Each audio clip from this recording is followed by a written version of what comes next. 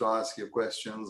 I will also ask a few questions, but basically think of it as a short presentation and then, a discussion amongst the three of you with the students.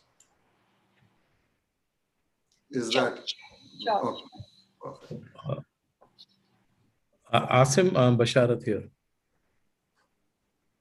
Asim, do you hear me? Yeah, I can hear you. Yeah, one more point. As the title says that securing admission into IIMs, I think what they need to do in next 1 year or 2 years, one year or 2 year maybe, to secure admission, what should be the roadmap like in terms of the effort involved, what all they need to do? How do you advise them to approach this? Sure, we'll try to cover all these points. I think Aman has joined, so are we okay to start the session? Just a couple of minutes. Let's just wait a few minutes for some more students to join. And then I will introduce the three of you briefly. And then I will basically hand it over to you guys to manage the show. Okay? The other important thing I want to sort of, emphasize for the students in particular is that this is an interactive session. So this is your opportunity to ask questions. While Aman is speaking, you can think of, the questions that come to your mind, and you can type them in the chat, and we will handle the questions via chat initially, and later on towards the end, we can even open it up and you can ask your question on your own. But make sure that you ask questions. We have a bunch of very, accomplished youngsters here, maybe 5 or 6 years older than you at the most, maybe not even that much a difference. So if they have achieved this, certainly you can achieve it too. So that's the idea, basically speaking. So make sure that you utilize this opportunity and basically learn from this experience. Okay, so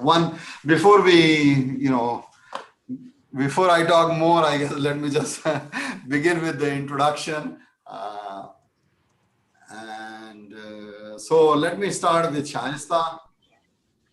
Okay, so this meeting is being recorded, is what it tells me, which you all heard also. Just 1 second, let me see. There is some notifications making my life miserable. But anyway, so let me start with, as I said, we have 3 youngsters here. Let's start with Shaista. So Shaista, and you can add more, Shaista. I just have what, Aman sent me. So Shaista is a food technologist and an IIM Ahmedabad graduate. IIM Ahmedabad is probably the leading, MBA institute. At least it used to be the leading one when I did my MBA. But of course, many of them are, equally good now. So Shaista is currently working as an associate in a venture capital firm. She loves to discuss startups and creative ideas. She is an avid art enthusiast. And if you are like her, you'll certainly be doodling in this session. But I would certainly want you to sort of, listen carefully and participate instead of doodling. Okay, so that's Shaista for you. Very modest. A lot more one can say about her. Let's move to Amim Fatimi. So Amim is a fashion technology graduate from the National Institute of Fashion Technology. So we already have art and fashion covered. Aman will have a difficult time matching this, I guess. But so after his work experience at Aditya Birla, he joined XLRI Jamshedpur, which is again a premier institute for those of you who are not aware, to pursue his MBA. Currently, he is part of TCS leadership program. So he loves helping people, get better at soft skills. He loves spending time on LinkedIn, and he helps people prepare for interviews. Helps them in CVs, etc. So you can feel free to sort of reach out to Amin.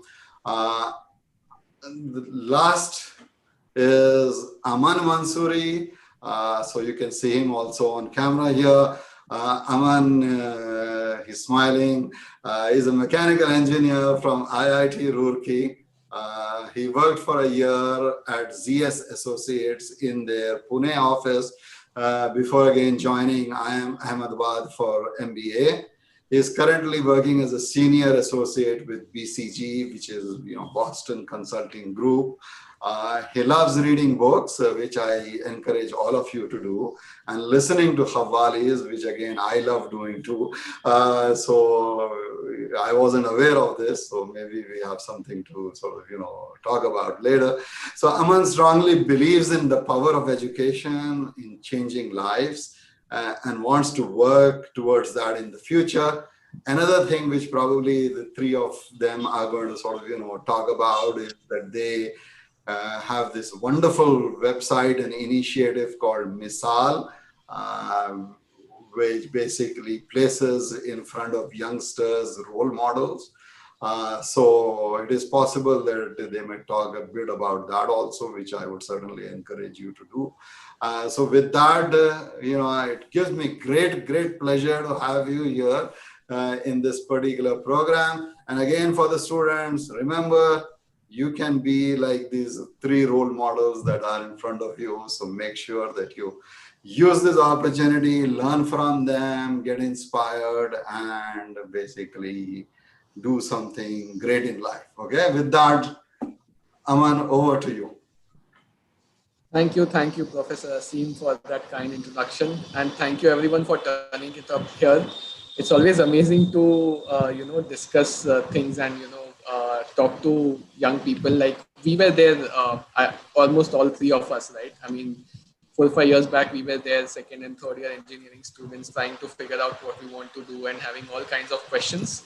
So really happy to be here and answer all the questions. And so to give you a bit about how we'll go about this session is, we have kept the PPT part and the presentation part a bit small. We'll just give you a kind of introduction about what IIM is and what all management schools are there in India. How do you get into them? What all exams are available? What career options will you have after you go into these institutions? What is the campus life like? These are all some kind of, to build an aspiration and an ambition. But the burning question that everyone has is, how do you get into these institutions, right? And we would like to cover these through individual questions and answers, because we personally feel, all three of us, that each journey is very unique, right? I mean, there are like various sections, various kind of questions, various kind of strategies, which is unique to everyone. And we'll talk about each of our journey, right, individually. And after that, we would be very happy to answer all kind of questions that you would have about any kind of exams, like be it CAT, be it SAT, be it SNAP, or any kind of questions in general, not specific to CAT as well. We'd be happy to answer that as well. If you have any kind of the questions or doubts about what kind of career do you want to have, which generally everyone has at that stage. With that, I would want to start. And feel free to type questions in between or speak up. As Professor Ansari, please feel free to stop me in between if any kind of question comes up, or if I'm going haywire, etc. So we'll just have this kind of very informal discussion. Let's not make it very formal. Okay. So with that, I'll start.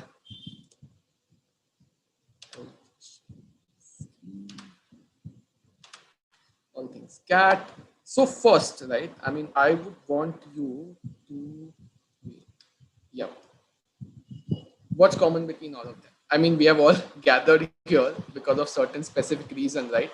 But if anyone, like few are very straightforward answers, but anyone knows if each one of them, like there are 6 personalities on this slide.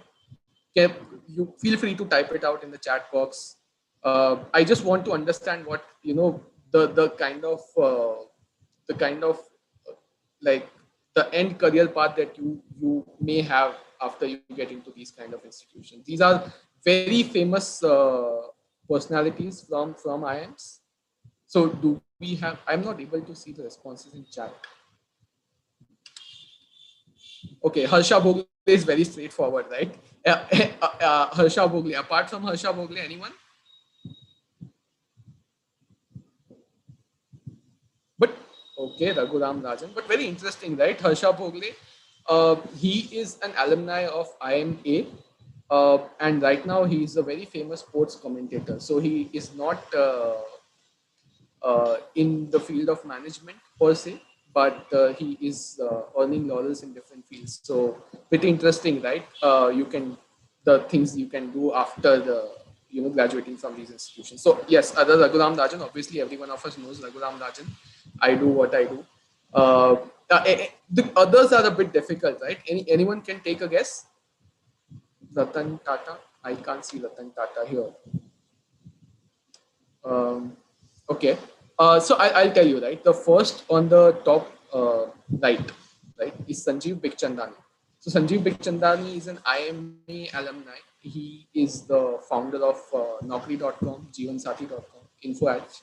So he started his career as a tech entrepreneur back in early 2000s. And he's among the first tech entrepreneurs from India, and a really respected person in the field of investing and tech startup ecosystem right now. Yes, Ajay Banga. Okay, so below Sanjeev Bikhchandani, we have Ajay Banga. And you know who Ajay Banga is, by the way?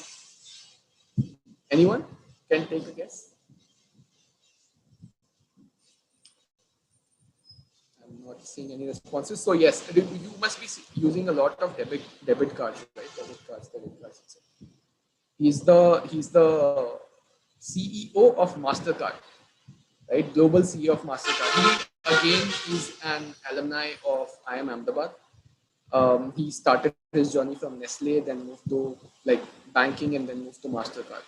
And he is a great personality. I would really want you to watch his talks. It's really available on YouTube. Stanford Talks. Really inspiring, right? The next one above Harsha Bhogle is Rajesh Gopinathan. You would not have heard, but you would have heard TCS, right? It's a large recruiter from engineering colleges. It's the company where Amin works. Right, so Rajesh is the CEO of TCS. He's also an IIMA alumni. The Harsha Bhogle, everyone know. The top left corner is an interesting person and a recent success. Yes, Shri Harsha Majeti, Tanya, good one. So Shri Harsha is an alumni of IIM Calcutta. He's the founder of Swiggy. You must all be using Swiggy, right? In lockdown, especially when you can't go out to eat. He's the founder of Swiggy. And the next one, of course, Raghuram Rajan. So the idea of putting everyone here, right? I mean, from different fields. One, you have entrepreneurs, you have sports commentators, you have people who are, CEOs in industries. You have Raghuram Rajan, who is a renowned mind in finance, and all kinds of personalities, right? You have Chetan Bhagat, who is an author, who is a graduate of IIMA. You have Mallika Sarabhai, who is a dancer, professional dancer, again an alumni of IIMA. So the idea is that these kind of institutions, right, they don't only limit yourself to kind of academic and career success in the how do you call it, in the normal or conventional sense. There are a lot of career paths that you can follow. And also, if from your batch, right, I'm a graduate of 2020 batch, and some of my friends have already started up, and who knows, I might be a friends with billionaire in a couple of years or 3 years, right? So you have the amazing networking opportunities when you go into these institutions. Moving forward, yep. So this is the list of top 20 management schools in India. I know that we were supposed to talk about IIMs, but I would, and this is as per NIRF rankings, right? And obviously, Ahmedabad is the first one. Professor Ansari, we are still the first ones. But yeah, so you have top 20, and you'd be surprised to see here, right, that there are certain IITs here as well. IIT Kharagpur, IIT Delhi, IIT Bombay, IIT Roorkee. All of these IITs have management departments as well. So not many people know about it. I thought it would be a useful information. You have XLRI Jamshedpur. Amin is a graduate of XLRI Jamshedpur, amazing institution again. MDI Gurgaon, IIFT, SPJ, IMR. There are a lot of options, right? You are not limited to IIMs right now. A lot of options from across the country. Now talking about campus life, right? I mean, this is the best part. I mean, when you go into these institutions, obviously you have to study, but apart from studies, what do you all do? So obviously you can see here, right? You have a lot of sports, you have like random parties. Obviously you can take part in a lot of institutions, a lot of clubs. So it's a overall development, right? You're not limited to academics, and the focus is that you should develop your overall personality, whether you take part in cultural activities, you take part in clubs like consulting, finance outside of your work, right? You travel, you talk to people from across disciplines, not limited to engineering, not limited to humanities, not limited to commerce, etc. Right? If you go on exchange programs, you get to travel as well, like I did. In the top left corner, it's me skydiving in Prague during my exchange program, right? And believe me, it is really exciting for a student. I was really excited when I was joining IIMA that I would be able to go to an exchange program. So what is exchange program about? 1/3 of the batch gets an opportunity to go and study in foreign universities. IIM Ahmedabad has partnerships with a lot of schools across the world, right? Not limited to Europe or North America or China, etc. We have partnerships all across Europe. In my batch, 140 people went for exchange, and the sad part is because of COVID, our juniors couldn't go. So yeah, I mean these times are tough, but the experience is amazing. You get to study with people from all kinds. You get to study in a different environment. You get to interact with people from different environments. You get to travel a lot, right, during your breaks. So I mean, it's also a part of the overall development that you aspire and that you should aspire for in your career. What are the career options like? I mean, you whenever we want to go for higher studies or whenever we want to go for any kind of decide our career trajectory, we want to understand that once I do this degree, once I go to these institutions, where will I end up in, right? So there are multiple career options, and these are the conventional ones, right? Management consulting, you can go into McKinsey, BCG, and I work in BCG. Product management, you could go into Microsoft, Sprinklr, Ola, Google, and these are only some of the companies. Around 270 companies visited IIMA campus. All of us were placed in 3 days with amazing packages, right? And with like great help from the ecosystem. So these are only the conventional examples that you see here. You could maybe start up. You could do a business of your own. You could join journalism companies, etc. So the field is very vast, right? You could experiment, and you have the capability. So believe me, so I'll tell you a story. Okay, we have this faculty mentorship programs in IIMA. So in order for to talk to your faculties, in order for you to interact and have a relationship, long-term relationship. So I was interacting with the faculty as part of that mentorship program, and he told us very profound thing that I still use it, right? And it gives me confidence. He told us that once you graduate from these institutions, IIMs in general, he was talking about IIMs in general, you have that capability that when you don't like some work, right, and you are not finding your work fulfilling, you could resign that day, work out of that company, and by the time you reach your home, you could have interviews lined up because all of your friends work in amazing companies. They have seen you, they could refer you easily, and you could get at least 6 interviews by the time you reach home. So that is the kind of safety and that is the kind of confidence that you have while you exit from these institutions. Now, $1 million question: how do you get in? We have talked about various career options. We have talked about people who have done amazingly well after they, graduated from these institutions. We have talked about what is the campus life like, but how do you get in? So obviously, you have entrance exams, as is the norm in India and everywhere else. So you need to clear the entrance exams. CAT is generally the most conventional exam per se. It used to be for IIMs only, but now a lot of institutes are opening up themselves through CAT.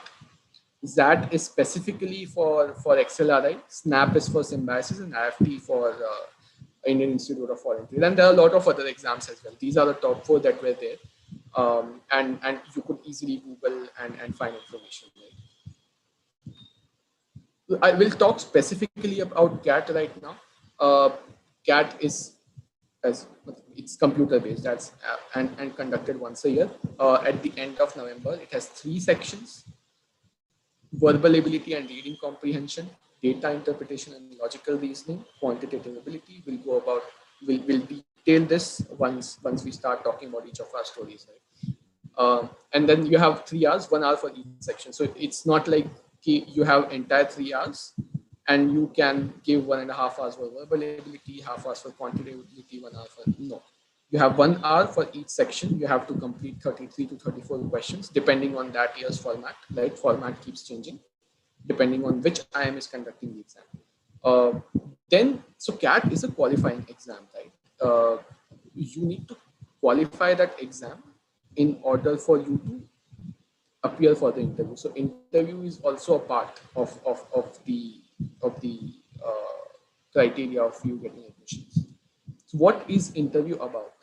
So after you qualify CAT, you get interview calls from IIMs, right? Or participating institutes in CAT.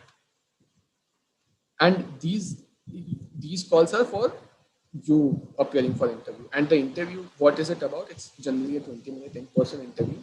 Some IIMs have kind of, a written test, small 5-minute written test before the interview, just to gauge your communication skills, written communication skills. And then the 20-minute in-person interview, it's mostly about your academics, work experience, interest, hobbies, and everything and anything about past life, right? And the last part is important because when I detail about my interview experience from IIM, you'll figure out why that is important, right?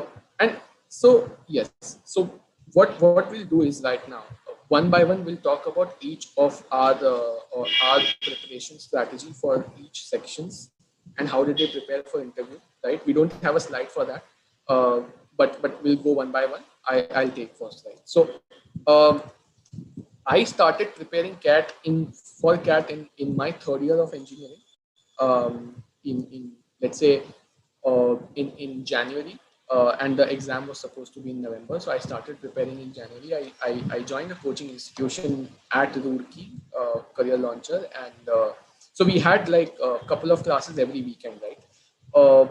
And what I figured out was that at the end of the day, when you look back and understand, right, the most important thing, I think 2 most important things that CAT tests is your speed and accuracy.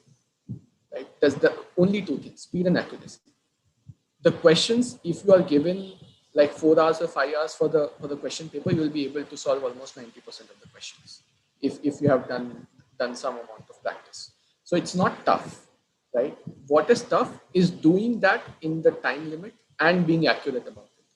How do you develop that, right? These 2 things. So I'll come to verbal ability and reading comprehension first, right? Verbal ability and reading comprehension mostly is testing your language skills, right? English. And the way you can build mastery over VARC is to be eclectic in your reading habits, right? So as a Professor Asim mentioned in our introduction, I like reading books, and I like reading in general. The most important thing that my dad developed a habit at like really young age was, reading newspapers. So I have a habit of reading newspapers from very early on, and it really helped me during my verbal ability and reading comprehension, because uh, when you get a reading, so I'll tell you what reading comprehension is if you're not aware, right? So reading comprehension is basically a paragraph of about 200 250 words, and then you have questions based on that paragraph from that reading comprehension. And those paragraphs can be of any field, right? I mean, they could be from philosophy, they could be from biology, they could be from physics, they could be from mathematics, they could be a newspaper article, it could be a research paper. So you need to have a habit of reading everything under the sun and being able to understand that, and then arrive at some kind of conclusions and answer accordingly. So how do you develop that? Read newspapers, read editorial of the newspapers, and I would recommend two newspapers that really helped me: the Indian Express and the Hindu, right? And if you are reading fiction, right? Fiction, non-fiction, philosophy, biographies, etc. So, and obviously practice daily. I mean, even if you get 15 minutes, just practice like 10 questions. So what I used to do when I was, working, or kind of in between classes, I used to open an app, right? And so Byju's was there at that point of time. There are a lot of other apps. So, and they have free kind of questions available. So you could just in 10 minutes, you could have answered 10 questions, etc. And just practice whenever you get time. For data interpretation and logical reasoning, the only thing that is important is mental maths, right? I mean, how fast you're able to do calculations, and for both quantitative ability and DILR, and solve puzzles. And I think be comfortable with all kinds of charts, bar chart, line chart, pie charts. How do you interpret charts, right? How do you make sense of all the data that is being given to you, which is like a lot of data, and all the data might not be useful, but you have to arrive at some kind of understanding of the data. What is useful? How do you answer questions? How do you derive understanding, etc. Quantitative abilities, again, your basic maths, 8, 9, 10 standard maths, not hardcore maths. The only thing that works here is that you clear your basic concepts first, and it gets cleared very fast, and then you just practice, and practice. I mean, the two things that I mentioned at the start, right? Accuracy and speed. Those things will only be developed if you practice daily. And I'm not saying that you need to work, at least 3-4 hours each day for like 3-4 months. No. Even if you do like 1 hour, 2 hours each day for 3 months, in your consistency, consistent in your preparations, you will be fine. And lastly, give mocks. There are a lot of mocks from Times, Career Launcher, etc. available. Give mocks at the time of your exam, so you are in that mindset, so your body clock adjusts, right? Analyze your mistakes, very important. While you are practicing, while you are giving mocks, analyze your mistakes, right? Don't just give mocks for the sake of it. If you are giving mock for 3 hours, spend 4 hours analyzing your mistakes. Otherwise, you won't understand where you are making mistakes, and you will just keep making the similar mistakes again and again, and the cycle repeats. Analyze and then work on those things, and then do better.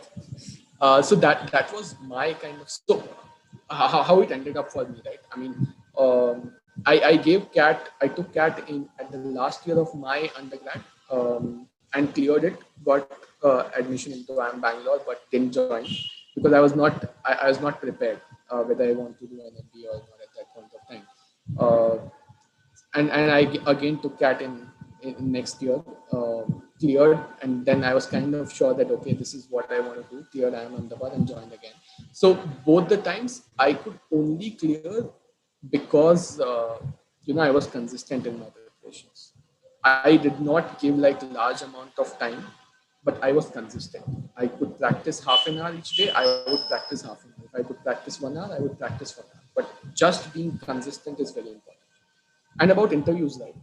I'll tell you about my IIMA interview as I earlier mentioned, right? So during my IIMA interview, so I went in, and naturally the introduction starts, and it asks you about what is your academics and work experience. And I was not prepared very about mechanical engineering. So I am a mechanical engineer by degree, uh, but not by practice, right? So I was not prepared on any mechanical engineering questions during my interview, and I was lucky that I did not get asked that.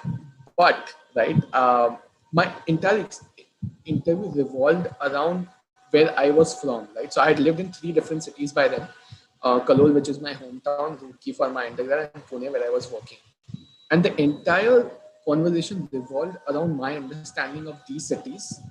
What city would I prefer?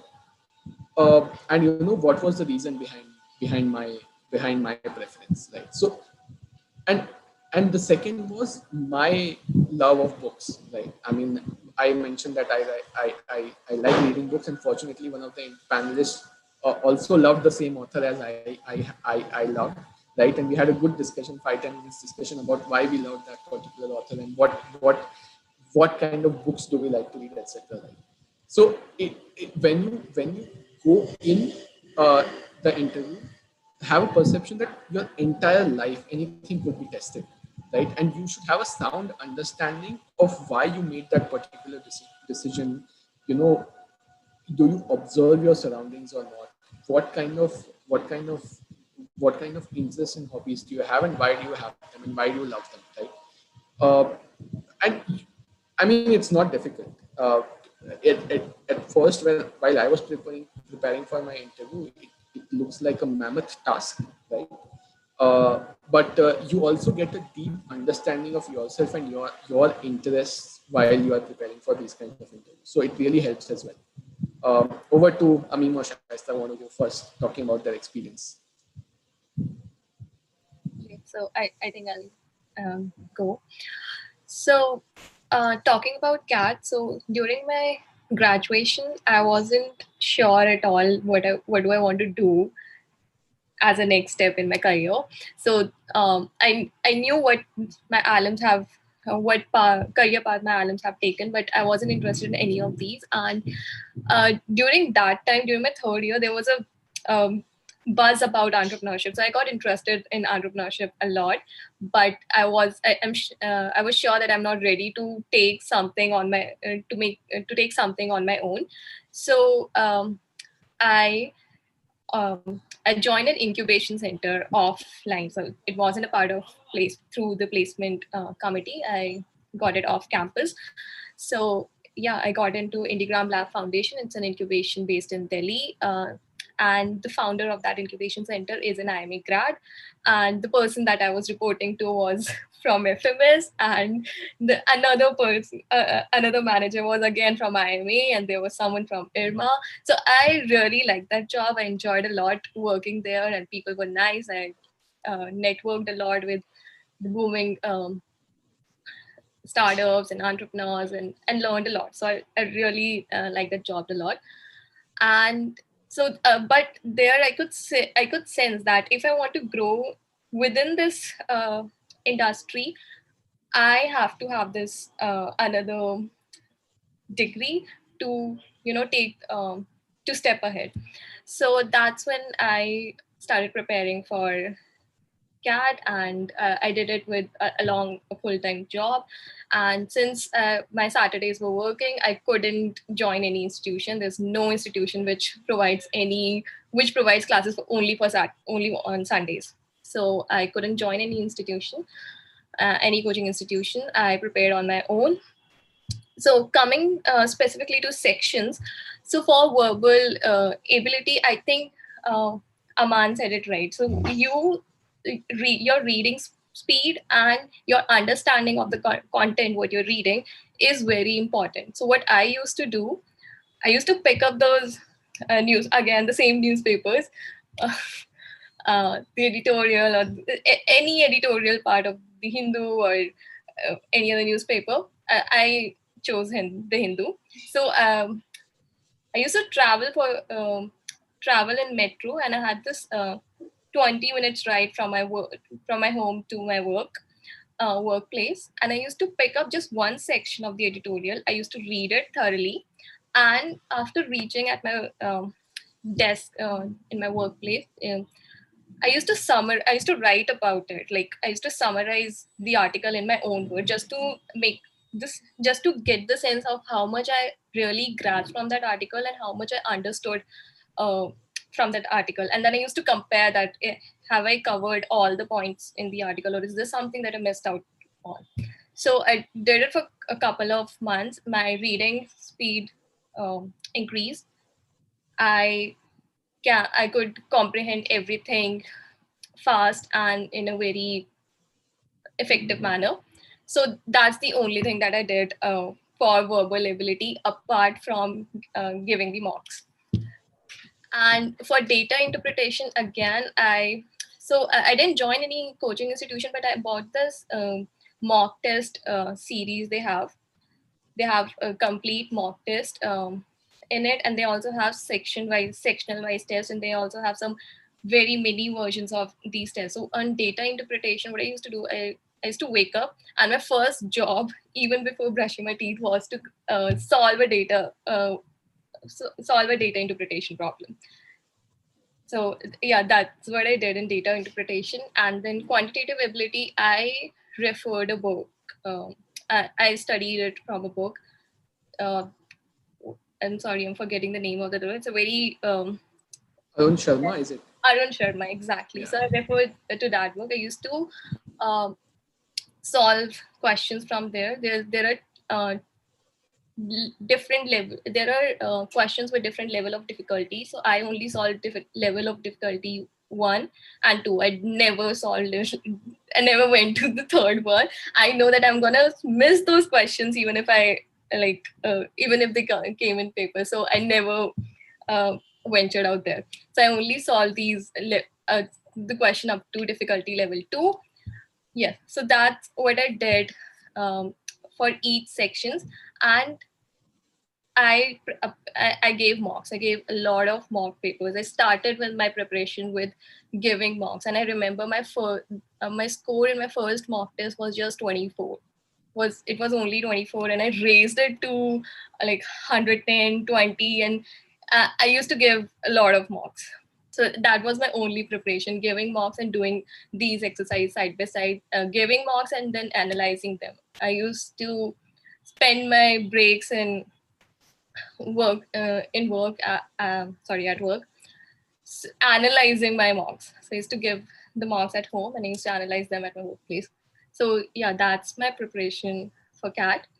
For interviews, Naista, if you don't mind, there is one question that is relevant, which you can answer or anybody else can, which is from Danish Raza, who says, what is the level of mathematics that is, asked in the exam?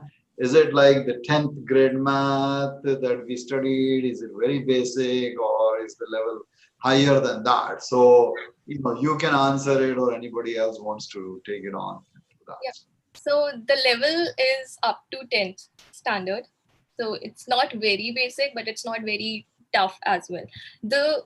I think the main part is to understand the question first. Sometimes we just rush into answering, so finding the answer of the question, and we don't understand the question. Sometimes the questions are so simple, just written in a complex way, and we get panic, and we don't even attempt those questions. So understand the question, spend your time on the question, and then come up to solving to start solving that question.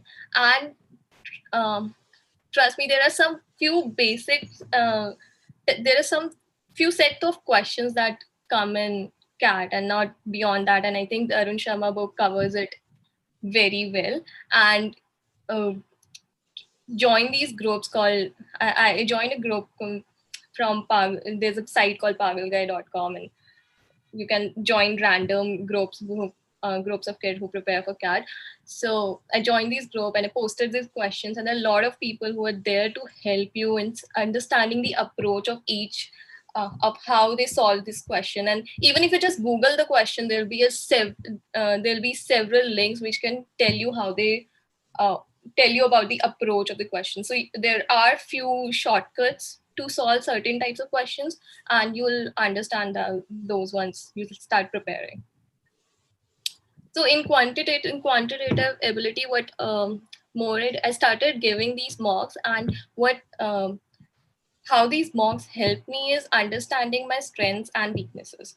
So if I'm when I'm analyzing these mocks, I understood that okay, these types of questions are my strength. I need to like make them as like I need to be very very strong in these points. So even there were certain sections in quantitative ability as well, certain type of questions such as time speed question, relative motion questions. Geometry was my strongest point.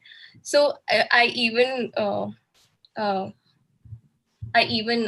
did the level of difficulty 3 exercise for these different for these topics in quantitative ability. And for the weakest part, I just build up my strength up to level of difficulty 2. And if there are any sections such as PNC was my weakest part, and I just skipped it altogether. I skipped it in JE, I skipped it in here. I don't need PNC in my life. That's what I made myself under. So yeah, for interview, so one good thing that I did, and I'm very proud of doing that, is that I reached out um, to my bosses in at my workplace. So because I was lucky, I was privileged enough to have my bosses from premier B schools. So I reached out to them, and one of them said that it doesn't matter how much you know about the world. It really doesn't matter how much you know about the current affairs, how much you're aware about what's going around you. What really matters is how much do you know about yourself, what you're doing right now, what you have done in the past, what you like, what you don't like, why you like what you like, why you don't like what you like, where do you want to go in future. And if you are not clear what do you want to do in future, like what have you tried to know the answers. So I think that was a very golden um, advice for me, and it worked out well. So I first started preparing questions about myself. You'll also get a set of questions even on Google. If you just Google the kind of question which are asked in IIMs interview, you'll get a set of questions, and most of the questions are based on you. So they'll ask about everything about you, from meaning of your name to, as Aman said, why, which place will you prefer, and uh, about your work experience. Why do you do what you do? What will your so one of the question was, if we reach out to your boss, what will she say about you? What are the 3 words you say about you? And what are the 3 things you think that she hates about you? So yeah, those were the questions, and it completely, my interviews completely revolved around my work experience. And it's your job to make that interview interesting. They'll start talking about the very first question in any kind of interview is, tell me something about yourself. That's the chance of that's the golden opportunity that you get to revolve the interview in your favor. Talk about the most interesting part about your life, about what you have done in past, what you're currently working on, or what you're passionate about. Yeah, so I'm also very passionate about art. So a lot of my interviews revolved around arts and artists that I admire, and why do I admire them, and what kind of artwork I'm into, and why don't I sell my art? Why am I planning to sell my art? Things like that. So yeah, for me, everything luckily revolved around myself in all my interviews. There was, I don't think so. I was ever asked about any current affair the interview. So it was just there was just one generic question, which was convert kilometers into miles. Apart from that, everything revolved around me. And if you make it interesting enough, they won't go beyond that. I think that's it from my side. Do you have any questions specifically? Do you want to ask any questions specifically to me, so I can answer that, or we can answer after the session? So there's a question in chat which is not just specific to you, but certainly you can answer it and others can too. So there's one question. Okay, there's one by Danish Raza, which says, how do you know you can't solve a particular question in a particular period of time because time is ticking?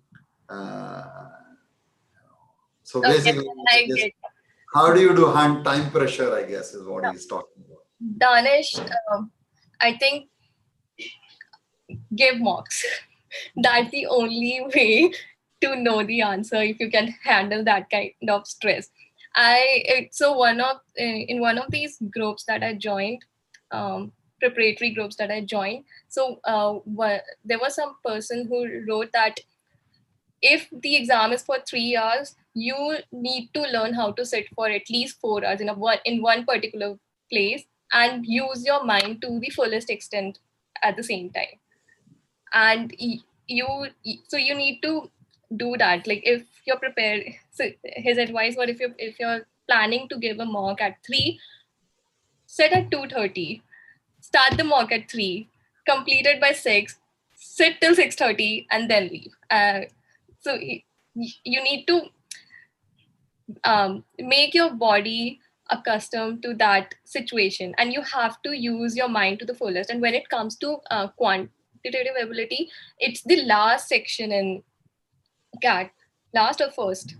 Yeah, it's the first section in the CAT, and data interpretation is the last section. And both sections, they need a lot of your mental strength, and you need to be your strength should be equal in both the sections. So you can't let your mind drain by the time you come to DI section. So you need to train your body to sit for those 3 hours and your mind to work to its fullest during those 3 hours. So give mocks.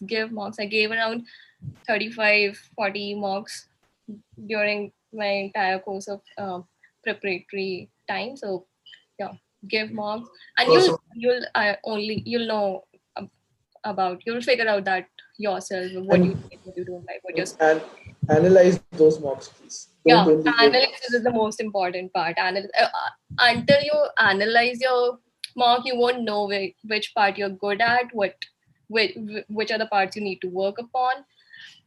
Yeah. So the question, Shaista, you said that you didn't really do any formal preparation in terms of joining any institute, etc. So how do you get these mocks? Okay, so there are a lot of online coaching centers. Even Byju's is now has come up with online coaching for CAT, and I just bought the mock test series. It was around for 10,000 at that time. I'm not aware of the price right now. I just bought the mock test series and joined these groups. Groups of students who are preparing. I was very lucky that 2 of my very close friends, one of them was already in IIMA, one of them was in IIML, and whenever I felt demotivated, I used to call them up, like, how did you do it? So yeah, stay in touch with people who are already preparing, or if you can get in touch with people who are already there. So, and whenever you feel demotivated, call them up. Yeah, and rest they'll do the job of motivating you. I guess there are other questions, but let's get Amin into the mix. He's waiting patiently, smiling away. So let him, say a few things, and then we'll try to sort of address some questions. I also have many questions. You can think of me as a surrogate for the students. Okay. So, I mean, yes, go ahead. Sure. Perfect. So, I think my journey is, I would focus less on how I prepared, because I think Aman and Shaishta completely explained what to do with verbal and what to do with fonts. And I think if I would do again, then I would be repeating all of those points. So I was in my first year in NIFT when I came to know about IIM and IIT and XLI or SPJAN, because people at NIFT were from very, let's say, from families where people were already doing these kinds of courses. So when I started interacting with them, I came to know about, okay, fine. So there are institutes like IIMs, and therefore let's go there. Let's see what to do. So when I started inquiring or Googling that, okay, how to reach to IIM, then the first blockage that I got was that it's not only about CAT and percentile, it's also about cracking that interview. And even, and between that interview and between that CAT percentile comes your past. uh, uh, because all these IIMs or these premium institutes, they start seeing that how did you perform in your 10th, how did you perform in your 12th, how did you perform in your undergraduation, what was your marks in your, and imagine if I am in 2014 and 5 years back I have done my 10th, and at that time I had no clarity what I wanted to do in my life. And let's take my example. In 12th I did my 12th from AMU, and I completely messed it up and I scored 60%. I got 60. So now whoever I reached out to and I said that I want to do an MBA from IIM, my first response that I would get is, it's impossible for you to reach to a premium institute, because they pay a lot of weightage to these uh, past academic scores. And therefore in my second year I thought that, okay, fine, so this is out, so what can I do? But as people explained the importance of having good people in life, I was lucky to have someone in my life who told me that there is another way around, that you can compensate for your past academic scores. It's not that you have done it, so you have to carry that baggage. So they told me that one thing that you can do is try to make your profile very good. By profile, what I mean is the kind of experiences that you have in life, the kind of extracurricular works that you do, the kind of work. For example, in my undergraduation, they said don't miss your undergraduation. So my undergraduation was all about making sure that I don't do that mistake. So I started working a lot on my academics, and at the same time, I started working on my profile. I joined few clubs, few societies, started participating randomly in any competitions that I would see. I was in Delhi, so I would know that, okay, SRCC is conducting some kind of competition, and I would just take two of my friends that you just be with me on that team, and let's participate. And I would start going there. And luckily, things started turning well. I started doing internship. I started working along with uh, my studies, and then slowly I started building profile. And the major thing that I started building was a confidence that I can do it. So after a decent stint at my undergraduation, I went to work in Aditya Birla, and I was a management trainee there. And the best part about that management trainee stint was that I was working with different departments, and on all of these different departments, the person who was heading that department, either he was from IIM Ahmedabad or SPJAN or XLI or FMS, and then I started interacting with them, and I thought that, matlab, if you have to be successful, you have to be from this institute. This became my mentality, and therefore, after working for a year with Aditya Birla Group, I started. Okay, fine. So I gave my first mock, and like Shaista said that she scored 24. So in my first mock, I scored a percentile of 23. So not even the score of 24, I scored a percentile of 23. So I'm very sure that my score would be far lower than 24. And that's because I am a non-engineer, so I did not have, I don't know when I last saw maths. I hated maths, to be very honest. So so I thought, okay, fine, I cannot. I started preparing with my job. I would go work, and because it was my first year, so I thought that I have to prove myself at office. So रात के 8 साढ़े 8 बजे तक I used to work in my office, get back 9 p.m. and then 9:30 I would start studying. And then after 2 or 3 months of doing this, I thought that I cannot do both of this. And because I have to change how things are with me right now, I have to do an MBA. And therefore, I took a major decision of leaving my job and I started preparing. I came back home. And I remember I told my parents I'm coming back home, and everyone was like, "Are you mad? You have a job at Aditya Birla. Why are you leaving it?" And I was very clear in my head that कि अगर मैं नहीं छोड़ूंगा तो ना मैं I won't be even doing my job well, and I won't even be doing my preparation well. So I took that leap of faith. I came back home and I see one question here, that how do you motivate yourself that for that long duration, for 6 months or 7 months or 5 months? How do you keep yourself motivated? So what I did was I took out a A3 sheet and I wrote my 10 reasons why I want to do an MBA. And it was basic core instincts. For example, even it has points. It had points like I want to show off to the world that okay, I have an MBA degree. I want to earn well, and all of those reasons that I could think of, not fancy key. I want to have good network and all of that. That did not came into my head back then. These are all jargons that we use after an MBA. Before an MBA, things are very different. Before an MBA, things are very simple. Either you just want a good job, you want a good company, you want good package, you want to show off to your family member, you want to wear that T-shirt that says IIM, or you want to wear that T-shirt that says Excel, right? So with all of that, it was I put it on in front of me, and every day I would see that, and anytime I would feel dejected, I would say, okay, no, no, these are the 10 reasons why I want to do, and I have to do it. So when I started, the results were as I expected. I started failing in almost all the sections other than verbal. Verbal was decent, so I was like, okay, fine, English, theek hai, baki everything is just I don't know where it is. And again, I think the most important tip that I can give you is that don't prepare in isolation. If you just prepare, if you just sit and start preparing in isolation, I think that's the worst thing that you can do to your preparation, because you don't know how others are tackling the same situation. You don't know what's the competition outside. You don't know that there are a lot of people who can help you. So I also joined these multiple groups on Facebook. I think one of the only useful thing that I have done on Facebook is joining these groups.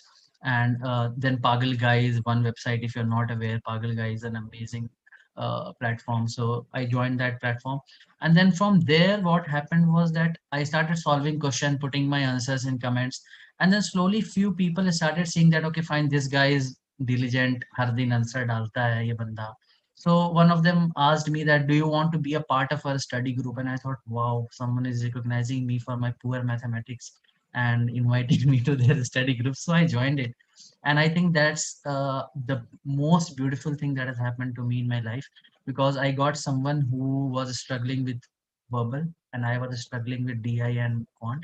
So what I did was I said that every day I will solve two DIs and two RCs, and you solve the same DI sets and same RC sets, and then you tell me how did you solve those DI sets very well, because that guy was really good in DI, and I will tell you how did I approach my RC. So every day 1 hour for 30 minutes I would explain that person that how did I approach this RC set, and at the same time that person would tell me how did he approach that particular DI set. And I can't tell you that 3 months being consistent every day. And I remember my mom would tell me, "You don't study, you just keep talking to a phone on phone to a random guy." And I would say, "No, this is something good that's happening here." And in those 3 months, I could see my percentile in DI going from 40 to 98. And I think in my life I have done decent things, but this is, I think, my biggest achievement in life, because after seeing a DI set for the first time, my pen would not move. I would think, how can even someone solve this particular question? And because I gave my first cat in my third year just for seeing key how to do, and I remember I did not solve a single question in the DI because I could not just understand that what is happening in this question. In There was so much data and my mind could not process it. But he taught me how to break each and every question. As Sheshta was also saying, that you need to break those complex sentences into easier sentences. So that happened. Then again, all of this happened. I scored, and because I was a non-engineer and all of that, so I had in my mind that okay, fine, even if I score decently well, there are a lot of reservations for non-engineer candidates. So I'm going to get a call from all these IIMs, and life is going to be very rosy ahead. So, but I scored 98 percentile, and I was very happy that now I'm going to get calls from whichever place I want. And then one day all results started coming in, and then I did not get a call from any old IIMs, and I can't tell you where in what situation I was, but again those 10 pointers that I had written way before my journey started, I thought, okay, fine. So XLI gave me an opportunity, and an XLI is among the top 5 institute, and I was like, okay, fine, this is my one call, and I have to convert it.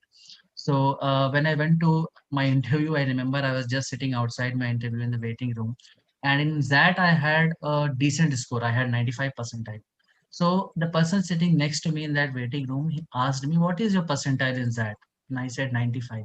So I said, "What's yours?" He said 99.9 something.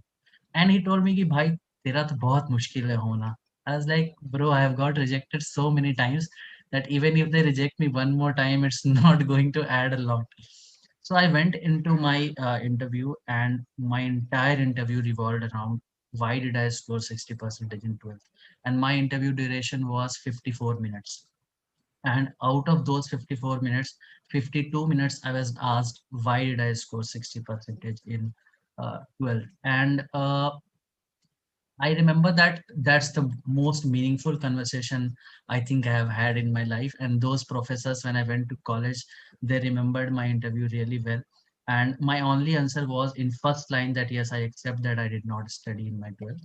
And if you want to know that what I have done post that, you can ask me. And I've done a lot of work after that. So they understood the entire point, the entire journey that someone went, and they accepted that you can change your past and you can make it through. The other 2 minutes, the one question was that because I was from fashion technology, so one of the professors was bald, one of the lady professors had gray hairs, and one of the professors had really black hairs. So uh, I was asked that by the bald guy. He asked me that what should I wear that makes me look handsome. And I was so, because I thought in that moment कि select तो मैं होने वाला नहीं हूँ because I have 95 percentile. So whatever I will say doesn't make any difference. So that guy asked me, what should I wear that will make me look handsome? And I said that the only thing that can make you look handsome is that you should wear a wig. And for the next 2 minutes, everyone in that room laughed. All the professors, both these professors started mocking that guy. He anyone ever made you feel so embarrassed in life and all of that? And I was like, ki, my interview is gone. I have completely disrespected one guy. And all four of us were laughing so loudly that people in the other room thought that we don't know what's happening in that room. Why are these people laughing so insanely? I came out. My father asked me, how was your interview? I told him 52 minutes were good, and in the last 2 minutes I completely screwed my interview. And he asked me what happened. I said I told a bald guy that he's bald. And I don't know how does he feel about it. I came back, and results came. I got into Excel, right? And I think one thing that I will tell all of you, other than all these preparation tips that is there, is that if before you start your journey, write down why are you starting this journey. And on this journey, there will be, I think, 10, 15, 20, 25, 30 times when you will feel that you can't make it, when you the world will make you feel that you can't make it. There will be people posting on those groups that you join on Facebook, and Pagal Guy, people will be posting, okay, in this mock I scored 99.99 percentile, and you will be scoring 80 percentile, and you will be thinking, what will happen to me? Where will I go? So write your reasons of pursuing this journey before you start this journey. And whenever you feel that you can't do it, just go back and visit this. And these 10 reasons that you write right now will help you in your interview also, because then also you will have clarity that why did you start this journey. It's very important to remember that. And I think if you are doing that, and yes, the last thing is that take as many mocks as possible. You may be failing in those mocks miserably, but if you are analyzing them well, as Aman said, if you are noting down where did you actually commit that mistake, or what is that important thing that you learned. There are a lot of tricks that is shared in those mock solutions. So if you make a note, I used to make a diary and I used to write, okay, fine. And I used to write it in Hindi ki जब भी profit ऐसे बढ़ रहा होगा तो ये वाला formula लगा लो. Because I was scared of math and I knew कि if I will write it in complex situations, I can't solve it again. So I had to revisit this. So I used to write it in Hindi की profit बढ़ रहा होगा तो ये formula लगाना है, profit घट रहा होगा तो ये formula लगाना है. As simple as that. And when I used to revise, I would at the end of my journey I would used to laugh कि 6 महीना पहले मैं इतना dumb था कि मैं ऐसे लिखता था कि प्रॉफिट बढ़ रहा है तो ये करना होगा. एंड इन दो 6 months I realized that I have gained a lot. So wherever you are, whichever situation, how much percentile doesn't matter. If in the coming, I think you have 6 months, if in the coming 6 months you are going to be consistent every day, you fix a time that okay, I am going to study 2 hours, 1 hour, 30 minutes, whatever you feel like, I think you can make it. If I can make it, anyone can make it. That's my formula. Wonderful. I mean, just to highlight one thing, and again, you can correct me if I'm wrong. You can write the CAD as many times as you want in life, right? So it is not necessarily just 6 months. They could potentially take it next year or maybe 2 years from now. That option exists, isn't Yes, it? yes. There are a lot of people who even after qualifying CAT, even after graduating from IIM, just for the fun of it, they go and attempt CAT. So I know my friends who were in XLI and used to go, yaar bhai aaj CAT hai and let me go and give, and they would come and say, okay, for yaar I scored 98 percentile this year. So you can go and give, and I think if you want success, then one attempt, 2 attempts, 3 attempts. If you want it, you want it. And I mean, I think you touched upon a very good point of past academic performance. And I also got a message privately from someone. So the question is that a lot of people in IIMs are from IIT. And so do other college students do they really have a chance in IIM? So I think I'll take that question. The point here to notice that most of the students are from IIT, but not all of them are from IIT, and the students apart from IIT are from very diverse background, and it doesn't. So it does reflect your past academic performance. Does reflect in your interviews. Does it reflect in your interviews? But it doesn't. But to get to the interview, the first part is to crack CAT. And when you're registering for CAT, they don't ask for your 12th percentage or 10th percentage or which college are you from. Just give that CAT, uh, crack the CAT, get the interview call, and then crack the interview. And you don't really need to have a very stunning profile in terms of academics, like very stunning college, very stunning CAT scores in college or in 12th or in 10th. Just be interesting, just be stunning you. And yeah, make your profile, pursue things which interest you, and which things which you're passionate about. So during my interviews, I remember during that time, since I was working with a lot of startups at my work, so there was a startup who was doing really good job using IoT, and I learned so much about IoT. And my IMA interview specifically revolved entirely on IoT, and the professors, they didn't know things about IoT which I knew. So I was kind of educating them about what Internet of Thing is, how does it work, and they just on that they just gave me a case study. Okay, there's a since I'm from a food technology background, they said that, okay, you need to implement IoT in a bread making company. How are you going to do that? And I instantly gave an answer to them. And to this date, I sometimes get messages from that particular professor who took my interview कि शास्ता अब bread की company खोल ली क्या? So yeah, so make yourself interesting.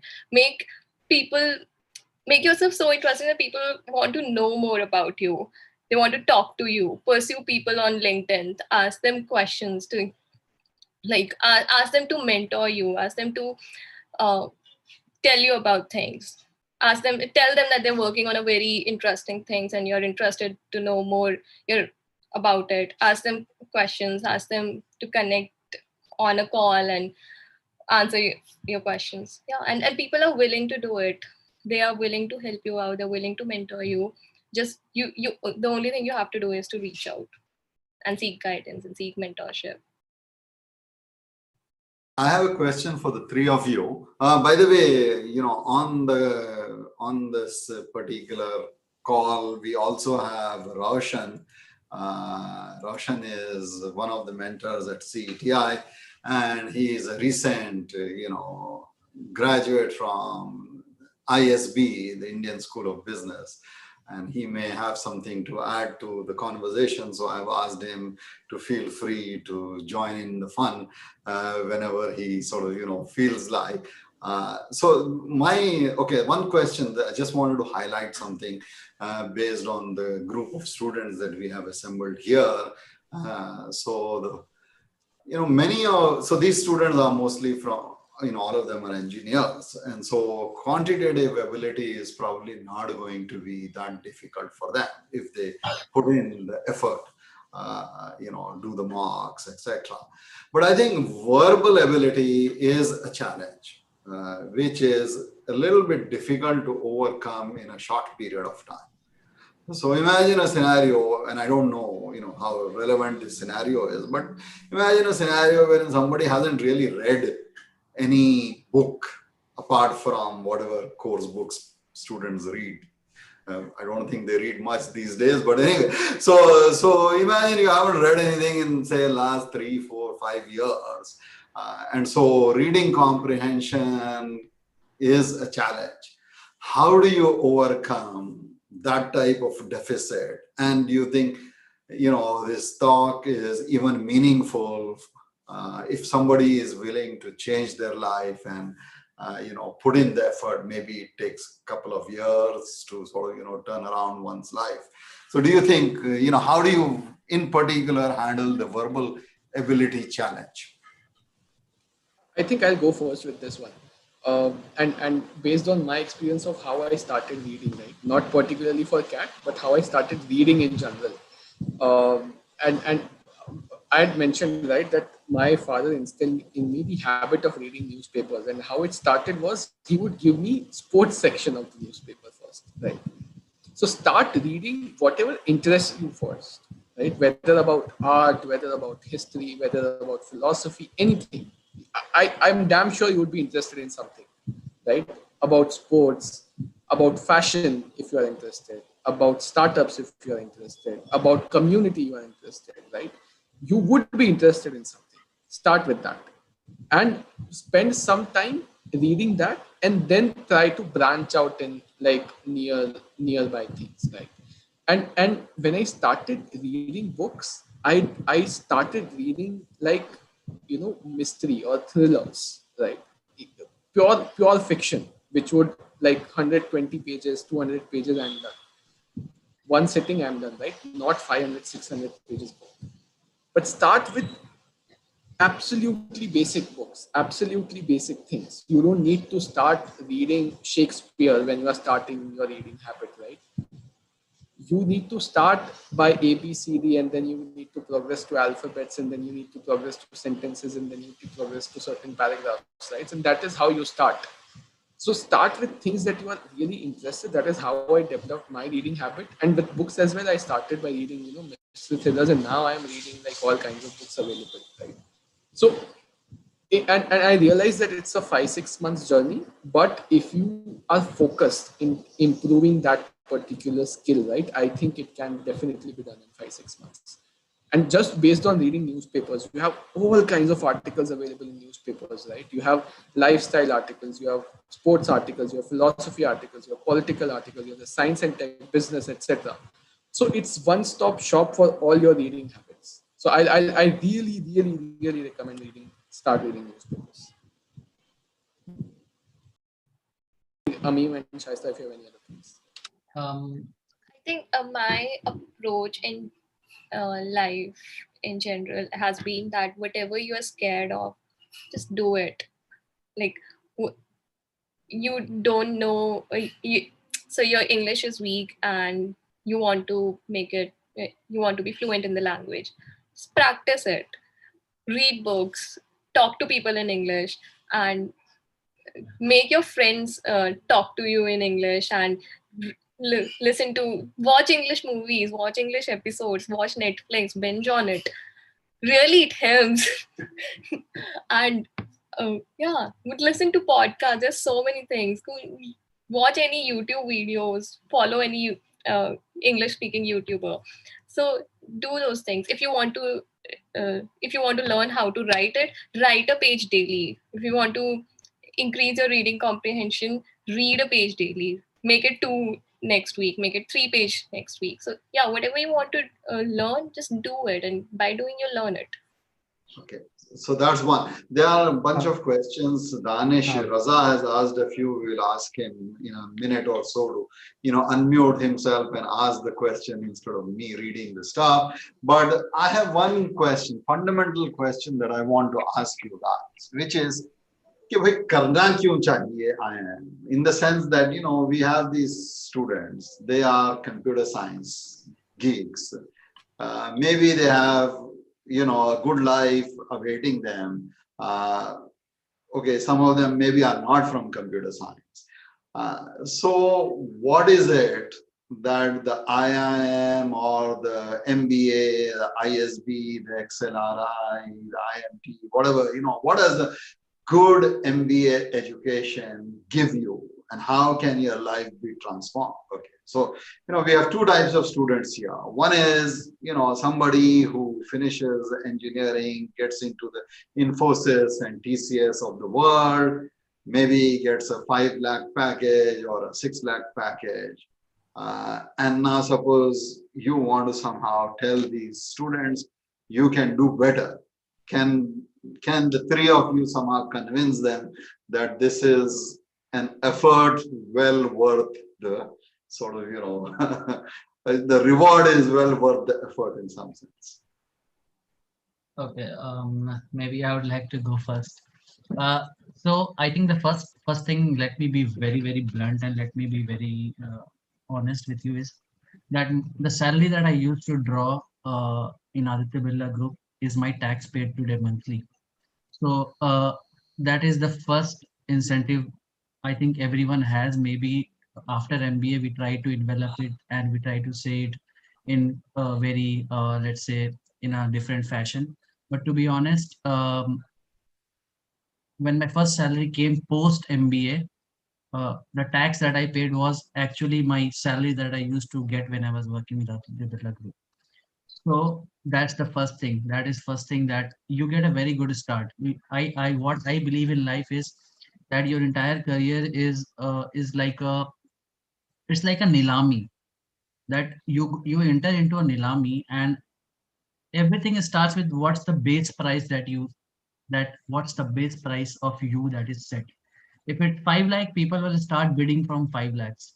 If it's 20 lakhs, people will start bidding from 20 lakhs. If it's 30 lakhs, people will start bidding from 30 lakhs.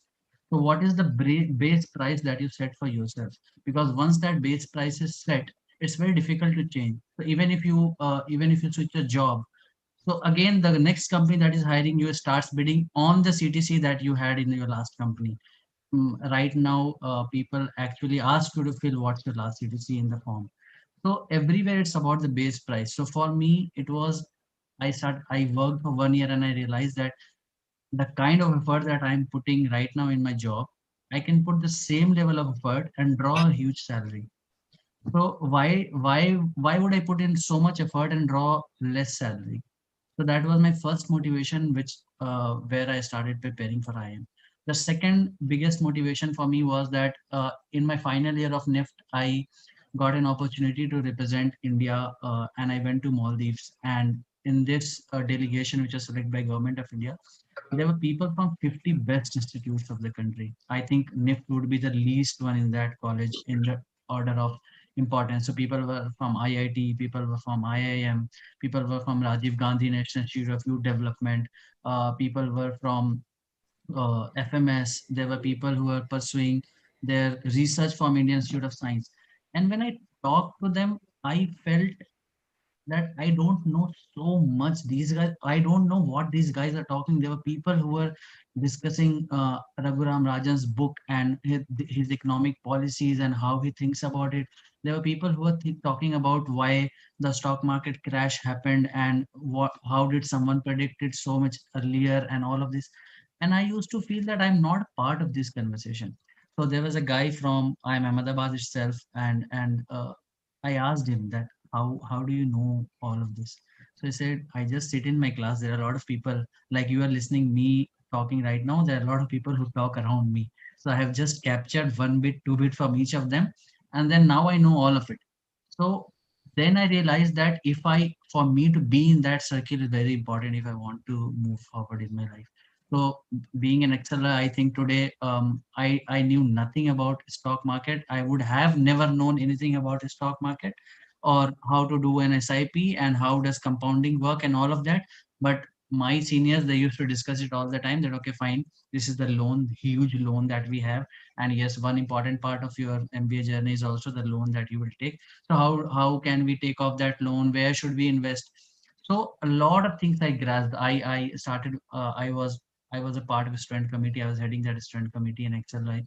So seeing people do a lot of this, and the best part is that you get to be with the sharpest brain of the country that has been filtered by a process. So for example, if I take an example of that, so around 60,000, 65,000 people apply, and only 360 people are getting selected. So less than 0.5% people are getting selected, and these are the people that you be with for coming 2 years. You learn from them.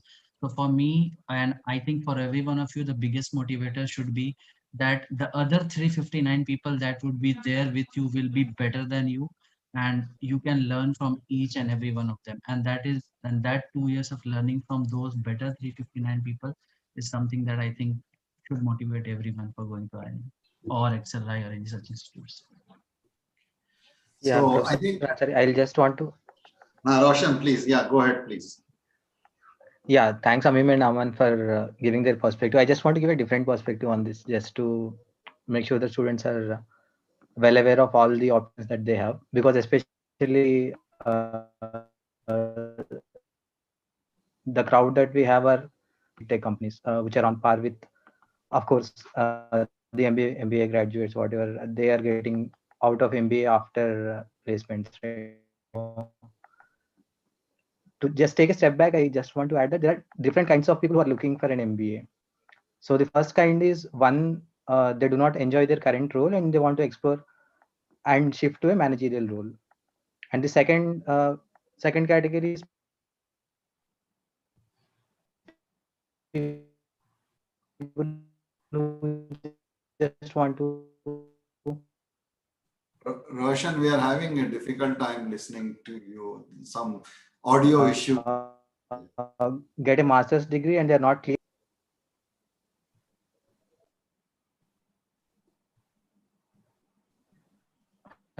Hello.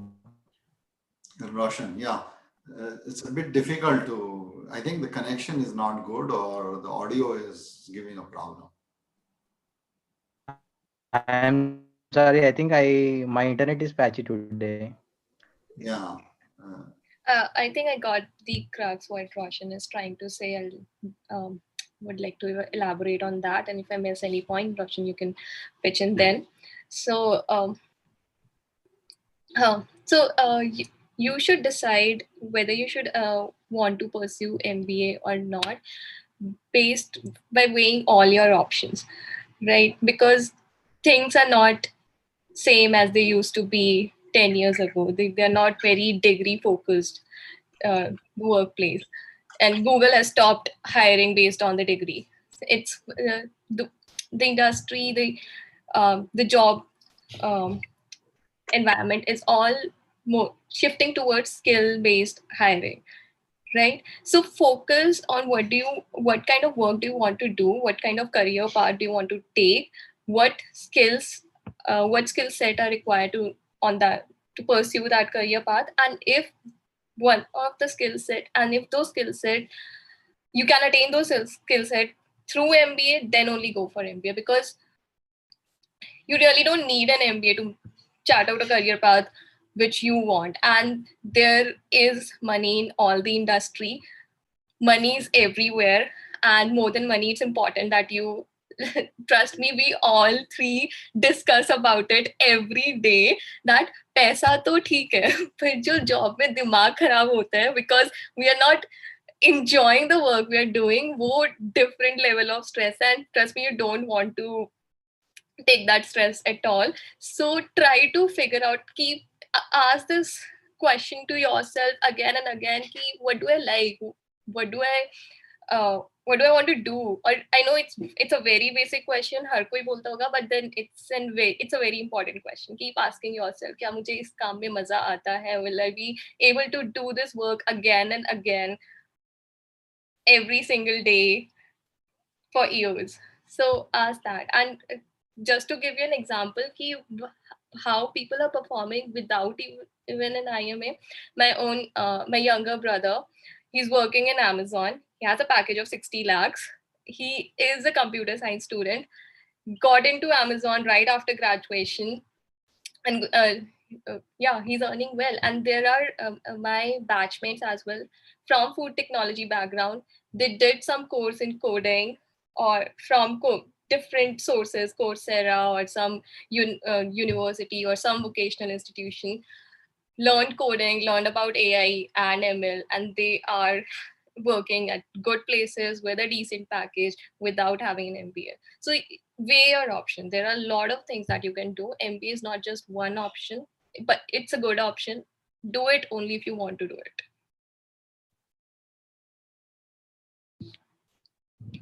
You're on mute, Asim.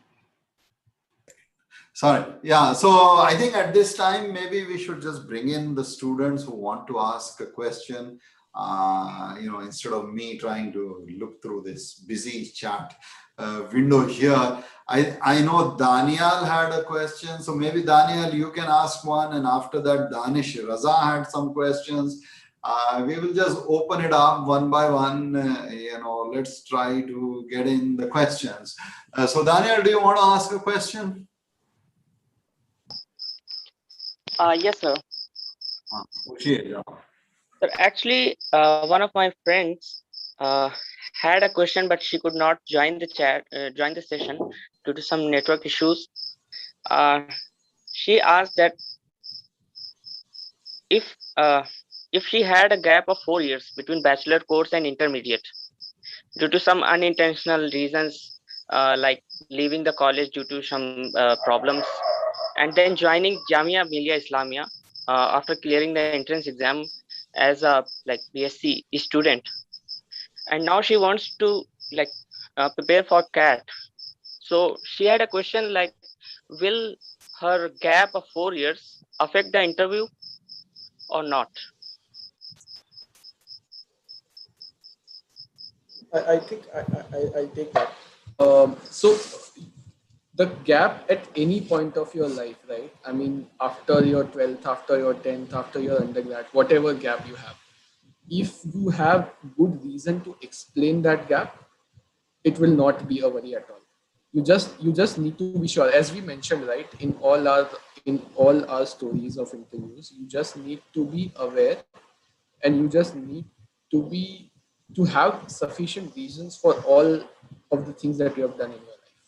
And if those reasons are explainable and if they are legit, nobody cares. I mean, they just look at what other things you have done in your life post that gap.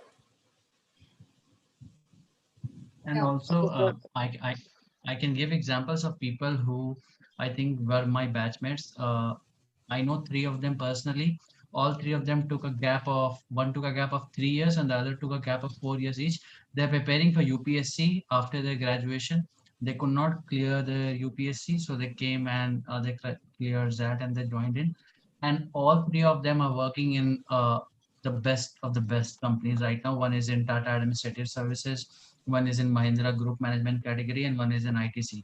So, and I think that those three were the most respected people in our batch because they had so much knowledge to share with all of them. Whenever on any topic there would be some discussion, they would come and just pitch in their thought.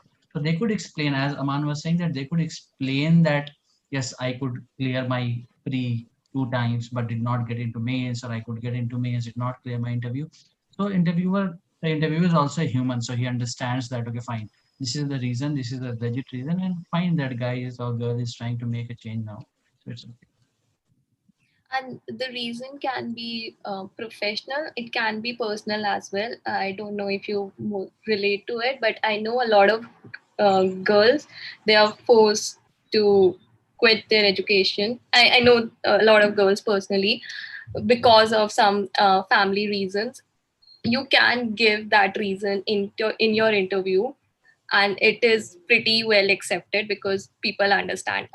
Give I'll give you an example. One of my batchmate in IMA, she took a 1 year gap after her undergrad, and she literally said that in her interview she wasn't working at all. She literally said that in said this in her interview, that if she took if she would have taken a job, her parents would have assumed that everything is now settled in life. There's nothing more that she needs to do, and they would have married her off. So she literally said that, and and she knew that she wanted to pursue further education, and so she took a 1 year gap. She prepared for MBA, and she got into IIM. So there is another question which Daniel had asked, maybe just I will ask it for him, which I think is very relevant for the entire group in some sense. So he's saying that there's a lot of overlap between the syllabus for GRE as well as CAT. I mean, at least in terms of verbal ability, etc., and maybe a little bit in terms of reading comprehension and quantitative stuff. So the question is, if you are preparing for GRE, preparing for CAT, would that be a natural thing to do, or would the transition be easier? So I have an answer. This is an old answer because, I did this, believe it or not, in 1986 or 85. So of course, many of you were not born at that time. So yes, I was preparing for GRE. And then I heard something called CAT. It wasn't called CAT at that time. I don't know what it was called. But anyway, so, yes, the transition is possible. And if you have the skills in place, it might actually not be that difficult to sort of, do both, at least in terms of pursuing and see what happens. In my case, I got some admission in some useless university in the US.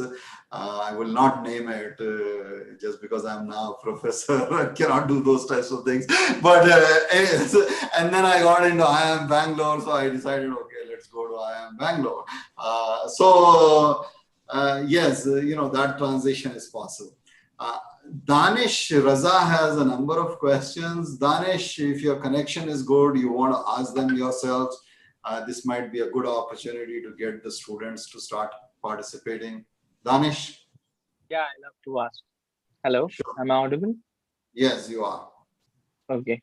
So my question is, how do you manage the art of balancing your job and like CAT preparation or MBA? Like, how do you manage all those things at the same time, keeping yourself motivated along the path? Because you have to keep feeding yourself, the family, the job, and like at that time, the marriage stuff also comes in. So how do you manage all those things? It's quite difficult. I think like I can't imagine. So I would love to hear it from you all. Okay, I'll take it. So, Tanish, you really need to be motivated. As Amin said, that know your reasons why you're preparing for CAD, why do you want to pursue MBA, and keep reminding yourself those reasons. And if you yeah, and then those reasons will only keep you motivated, and those reasons will only help you to balance everything in your life. When it comes to the marriage part, just shun your mind about that. Like parents will keep on saying that it's their duty. Just shun your mind about that. Don't listen to it. Like एक कान से सुना दूसरे से निकाल दिया. They won't understand about it. I face that problem with me personally. I used to hear it. Okay, MBA. Why are you aiming for IIMs? It's pretty tough. Do it from somewhere here only. Why are you wasting 1 year? If you want to do it, do an IMA. Do it from any XYZ university. Things like that. And because they were worried about if I spend for them it was like one entire year just for preparing IMA, and what if she doesn't get it? So for them that 1 year gap was the 1 year time period was huge. So yeah, I understand. So that pressure was on me every single day. I just ek kaan se nikla dusre se nikala. So be focused. Always remember your reasons. List down those reasons. Why do you want to why are you preparing for CAT? Why do you want to go to an IIM? Why do you want to pursue MBA? And keep remembering those reasons. Keep reminding yourselves those reasons. Join a study group. Study with people who are preparing for the same exam, and yeah, keep interacting with them on a daily basis. Okay, there's another question. Shafiq, I don't. Do you want to ask your question, Shafiq? If he's still here. Assalamu alaikum. Wa alaikum salam, Shafiq. Yes. My question is, does life really becomes bed of roses after getting into IIMs? And what are the challenges that you guys faced during and after your admission into IIMs? Thank you. Okay. Aman, do you want to take it? Okay. So about bed of roses, right? I mean, life doesn't become a bed of roses anytime, in my opinion. Even after you graduate from IIM, Harvard, or any college for that matter, right? You will experience different difficulties even in IIMs, but the kind of support system and the kind of confidence that you will develop in order to fight those difficulties and get over these difficulties will increase, and the support system will also increase, right? For example, talking about me personally about difficulties, life in IIMs is pretty fast paced, right? I mean, you have academics, you have clubs, you have internships, you have lots of assignments, right? But when it becomes difficult, you also get a strong support system in order for you to get over these difficulties for that matter. You have amazing set of friends, you have amazing set of seniors, you have amazing set of professors. And in particular, when I, kind of differentiate my undergraduate experience with respect to postgrad, postgraduate difference, the kind of experience at IIMs is designed for you to interact with people and reach out to people and learn from them, right? So you develop a very strong kind of support system, network of friends, acquaintances, connections, etc., that you can reach out to for help any point of time, right? And the struggles will also be there. I mean, you may not get your desired internships, you may not get desired courses, you may not do well in good in courses, but at the end of the day, when you kind of graduate and look back, they don't seem very big problems, right? I mean, when you join work, you are kind of grateful that you have had those kind of experiences. You are in a place. So, for example, as Amin mentioned, right, as compared to my previous job, I am earning 4x, like 4 times salary, right? I'm drawing 4 times salary. I am interacting with the CEO of the organization on a weekly basis in my work. I am sitting on the same table and discussing the problems and solving with them, right? So kind of opportunities that become available to you literally changed like 180, 360. The kind of people you hang out with, the kind of people you interact with. And I think, in my opinion, what makes the entire IIM experience worthwhile is the people that you get to meet with. I mean, hands down, be it like leave academics aside, leave jobs aside, anything aside. Like it is the people. It is like 400 people from the same batch, 400 seniors that you get to interact with. That is what is the crux of the experience, because these people are amazing. I mean, amazing. I don't know. It's not even a good word to describe these people, because you'll have people who are engineers, you'll have people who are humanities. We had golf champion, chess champion, people who had represented India in Asia. I mean, models, right? In our batches, people from diverse personalities, such kind of crowd, I don't think I would be able to get in a single place at one point of time apart from these institutes. And you get to call them friends. I mean, I'll take that experience any time of the day. But there are a couple of things you can start from today to prepare yourself for after you get admission in IIM. You can start working on your public speaking skills. You can start working on your networking skills. Okay, I'm going to, so for especially for the ones who are very introverted and who are scared to talk to people. Even I was that kind of person years back. So yeah, you can I literally read books on how to interact with people. I read books on how to win friends and influence people. I read book called Talking to Strangers, and trust me, those are good books, and they really helps. The first 10 pages of how to win friends and influence people literally changed my life. So yeah, don't hesitate to pick up such titles. Don't They're not cliched books. They really have some good advisors, and work on those skills, and they'll come in handy. And as Aman said, you're forced to talk to people over there. You'll be completing courses of finances in 6 months, which people have covered in 3 years. So you can't do it all by yourself. You need people to help you out. You have to reach out to people from finance background to make you explain those concepts and make you study those concepts. So yeah, you have to talk to people. There's no escape to that. Danish has his hand up. Apart from Danish, there are many others on this, call. If you have any questions, feel free to ask. Very rarely do you see youngsters talking to you. Old folks like me are always there, but this is your opportunity to sort of, get current advice, as they say. So Danish, yes, please go ahead.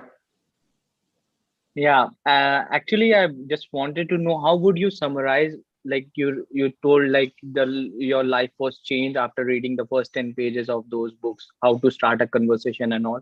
So how would you summarize to tell all of us guys here present here that you should do this or whatever? Like I would love to hear advice from you.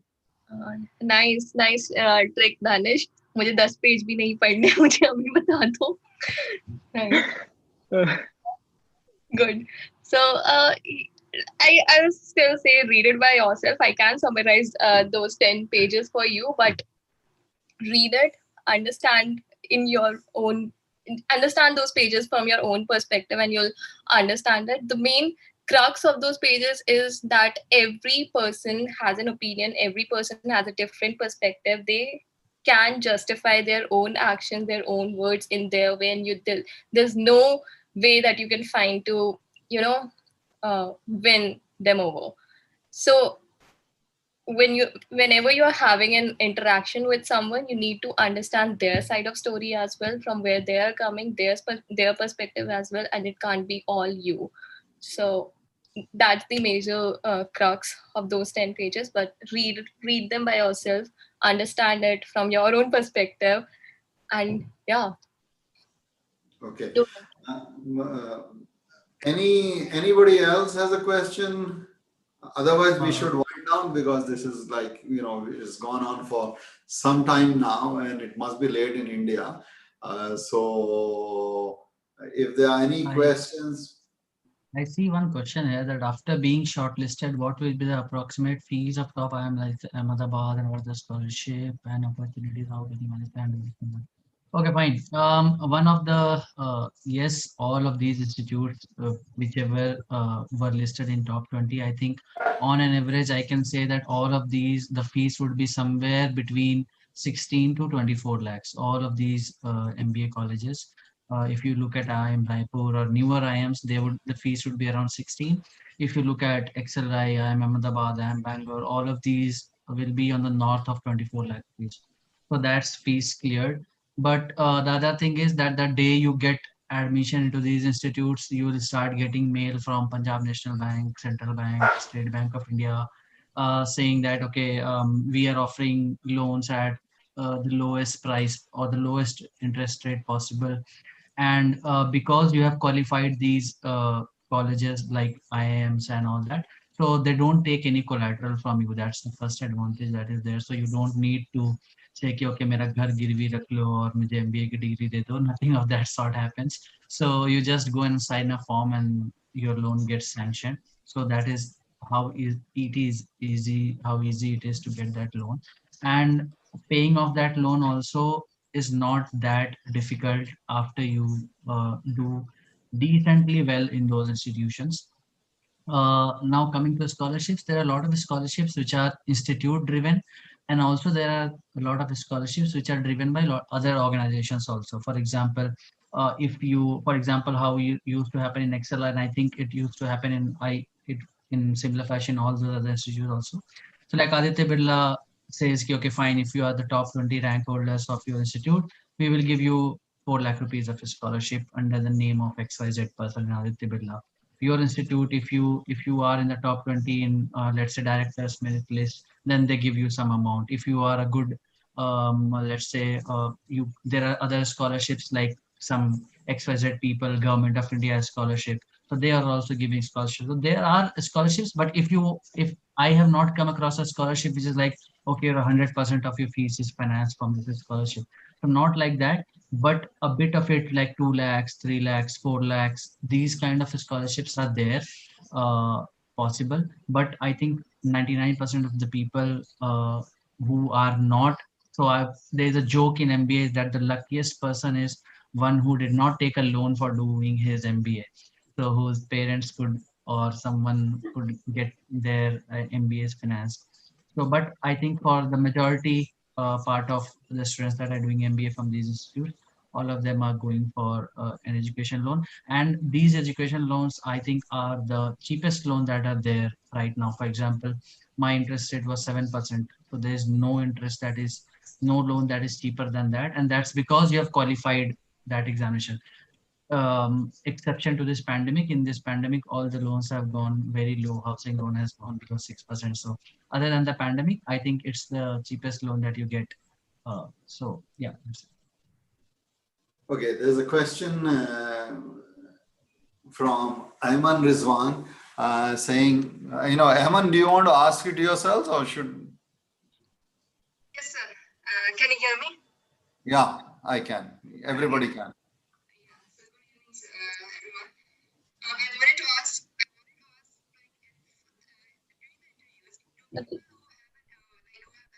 Go ahead, Ayman. Is faint, man. Ayman. Aman, can you speak a little louder?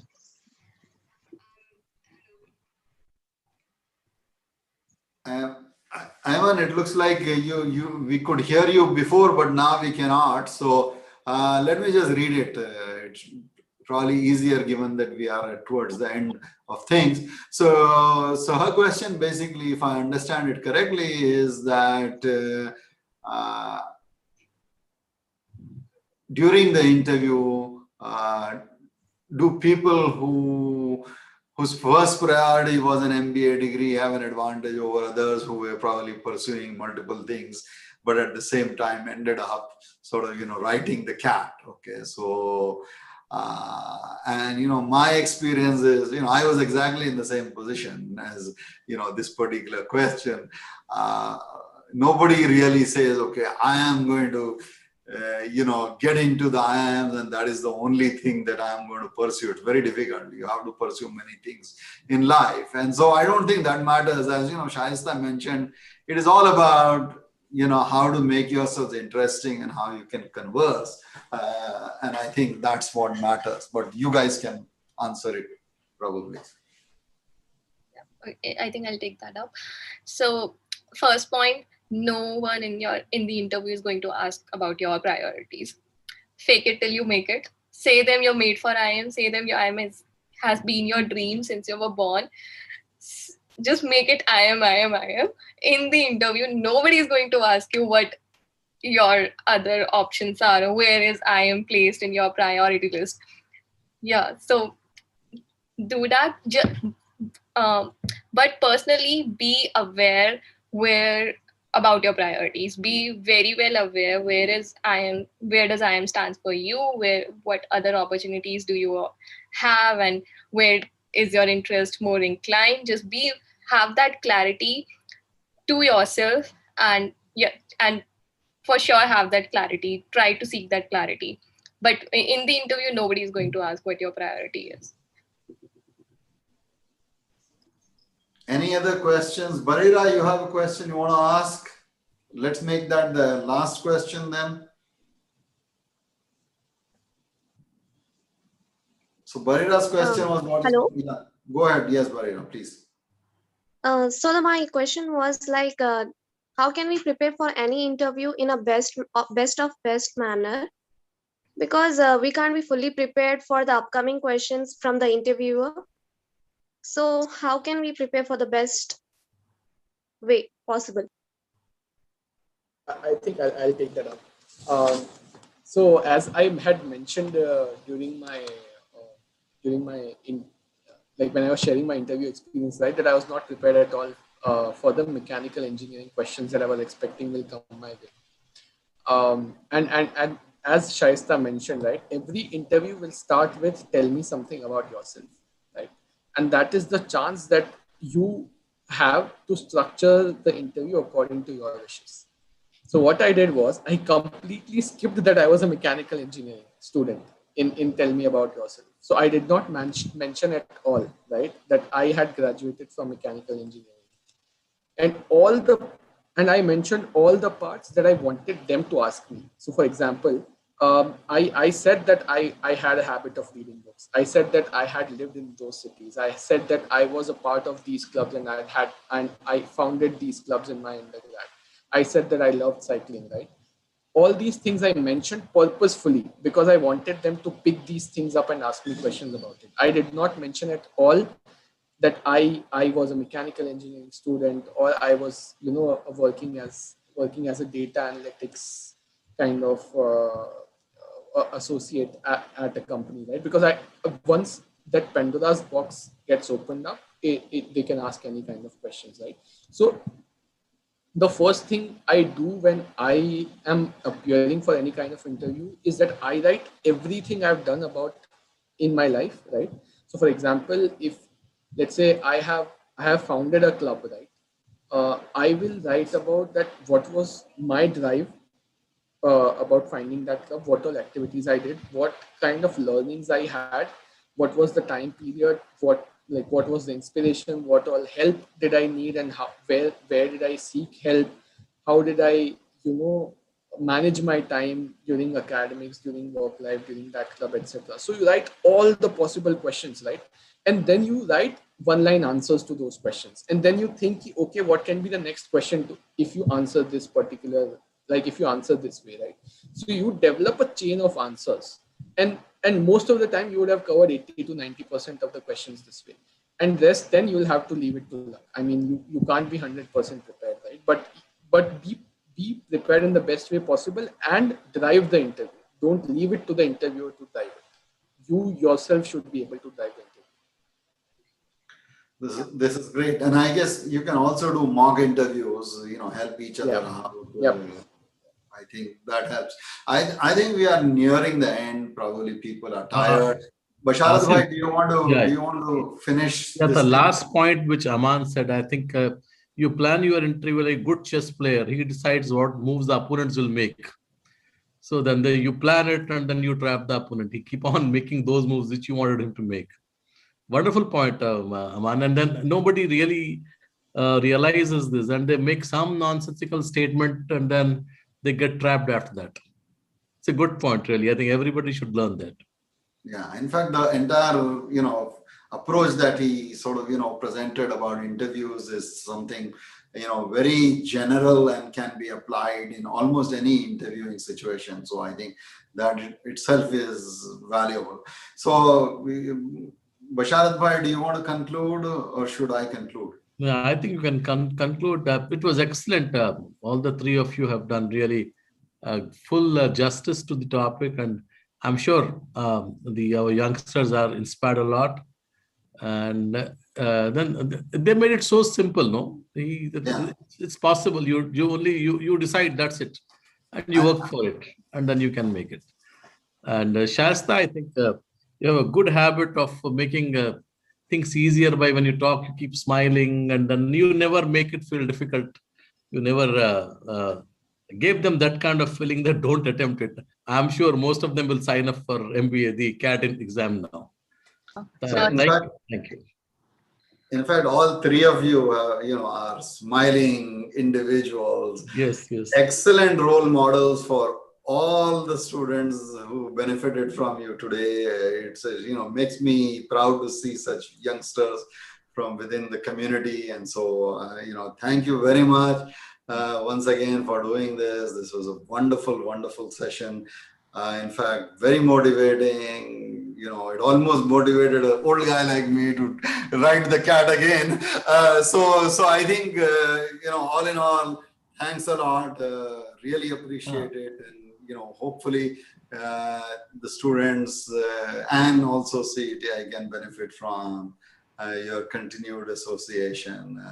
Certainly, people need the message that you have sort of, conveyed. And so once again, thank you.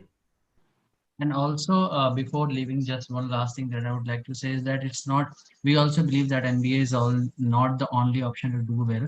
And therefore, as you were talking about earlier about Misal, so Misal is one thing where other than MBA, we try to highlight the profiles of people from various other fields, be it an IPS officer, be it someone working in Amazon, be it someone who is an entrepreneur. So you can go to YouTube, you can search for Misal, MISAA, or you can go to our website called misal.co.in. And there are a lot of profiles and there's stories that you can visit, and you will find that these are people who inspire us to do more than what we are today, and make us feel that, okay, fine, and this is what you can do, this is what you can do more. And we would love that if you have any suggestions for people that we can host on that platform, then you can reach out to any three of us on LinkedIn, and you can share the name or the profile of those people that you want us to actually host on that show also. So we would love to get your feedback on that also. And it's a small initiative right now. We want to make it big, and we would love your support on that also. Asim, I'll take 1 minute here. See, we used to do this program at CETI long back, and we would call one role model every Sunday.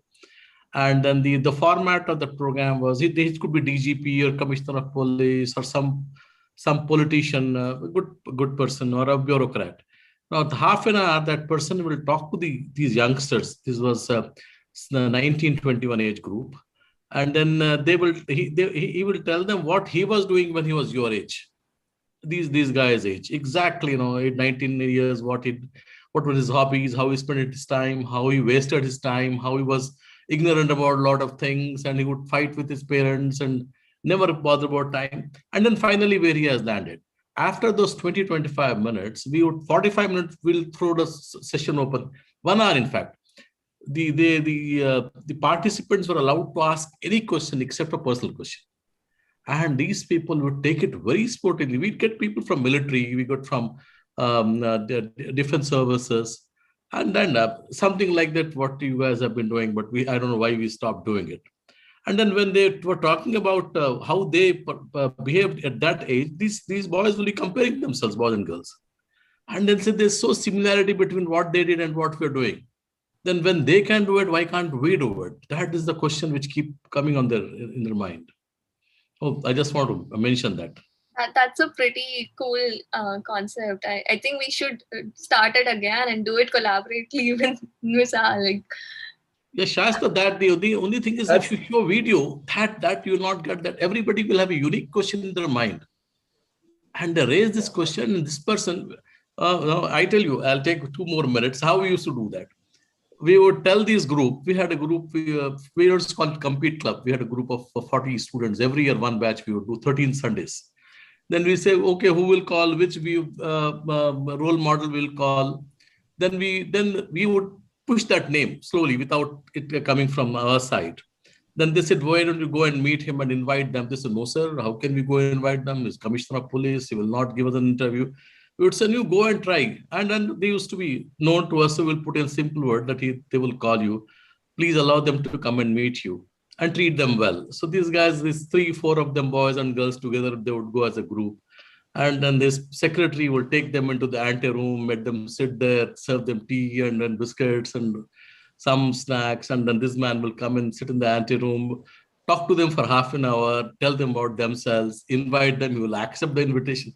All this drama we used to play without they realizing that we were the ones who were doing this behind. But what happened is it used to boost up their confidence, their morale. Yeah, yes, we can go and meet somebody. And there's no point in hesitating. And then that was really good. I think at least 40, 45 people we had called from every walk of life. Yeah. Sportsmen, Arshadi, Ayubi calls. I don't know, Zaruddin came or not, I know. Who were in Hyderabad, available to the minister, we had called once. I think Misal is good. Nasim was mentioning, I was really impressed by that. But see, if you can still do some live sessions if possible. Yeah, we'll definitely do it sometime in future. Sure. So again, I guess, with that, thank you very much. Really appreciate, and I'm sure the students appreciate it too. Very, very fascinating, interesting conversation.